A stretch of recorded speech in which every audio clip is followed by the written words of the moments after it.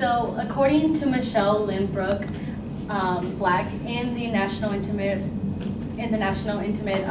Prevention and Sexual Assault Survey of 2011, 1 in 5 women and 1 in 71 men will be raped at some point in their life. So listening to this speech will help you understand the importance of learning self-defense and how you can protect those around you.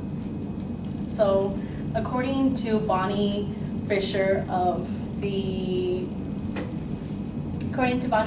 in the Art of Self-Defense of 2000, she talks about how 25% of females will experience attempted or full-on rape at some point in their college experience. And Richard Dixon explains that 1 in 3 Americans have already have a dog in their home to protect their homes, have burglar alarm systems, and have purchased a gun to protect their home and their loved ones. So in this speech, I will demonstrate some techniques of self-defense. There are 3 things about self-defense that I will talk about in this speech. First, I will demonstrate how to protect yourself when being pushed by an opponent. Second, I will demonstrate how to escape from an attack when being held down on the floor. And third, I will demonstrate a technique when attacked from behind. So at this moment, I'm going to be talking in my first section of how to protect yourself when pushed by an opponent. I'm going to bring up my friend David to help me out. So David here will be the attacker and I will be the victim. As Britt Smith in the National Convention of Sexual Assault explains that if this were a real life situation, I must be aware of my surroundings and act confidently. David might think he's in control, but I must also believe that I am in control. So we're going to quickly demonstrate how it's done, and then we're going to talk about it step by step. Alrighty, so let's go over it step by step. So David has attempted to push me to the side. I will then grasp his hand.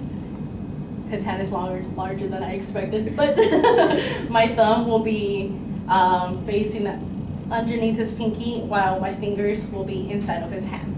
I will then twist his hand, start bending his fingers inward, pushing, mostly my thumb is doing the entire work, and I will bring him down. For maximum effect, I would recommend using 2 hands, especially if your assaulter is much bigger than you. And this technique can be done either on the left or the right hand, so let's go and try it out with the left. Once again, I will twist, start pushing his fingers inward, and then bring him down. Alrighty. So I've demonstrated how to protect yourself when being pushed by an opponent. Next, I will demonstrate a technique that is performed on the floor. At this time, I would recommend you guys, if you want to stand up and maybe move up a little closer, since this demonstration will be done on the floor, just so you have a better view. But Charlie Fuller, former police officer in Predators and Stalkers of 2003, demonstrates that the size of the victim doesn't matter, rather than their force. So, alrighty. Once again, I will demonstrate how it's done, and then we will explain it. Do you want to move back just a little bit, just so you know?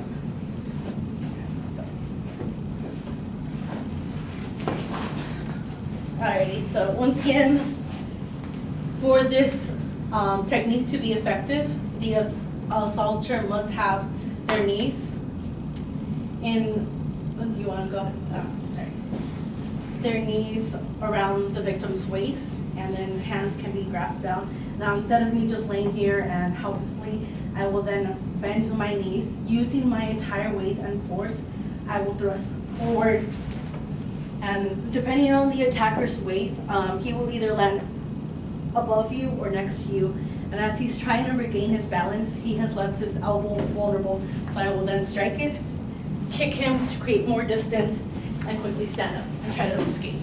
Now, if I'm trying to, if I'm in close location and he captures me again, then I will keep repeating the thrusting motion.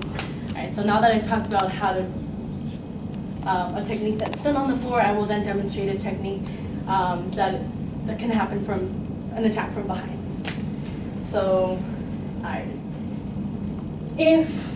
when I am obviously startled, but I will not panic, because panicking does not help the situation. If the attacker attempts to pick me up, then I will wrap my foot around his leg and he is unable to pick me up. So David, go ahead and, nope, not today. All right, so if he gives up, then how am I going to escape? Then I will stomp on his foot using my entire force, my dominant foot, which I'm using my right leg. I will stomp on his foot and he will release me. I have created some distance between us. I will grasp his hand, then use my elbow to attack his chest, attack his head, sorry, attack his chest, and then let go and run away. All right, so let's go ahead and do that one more time. Once again, using my dominant foot, press, press, let go, create some distance, hold on to his hand, turn sideways, bump, bump, let go, run away for your life. And if you can go ahead and take a seat, thank you so much. Yeah, so in conclusion, I have demonstrated some techniques of self-defense.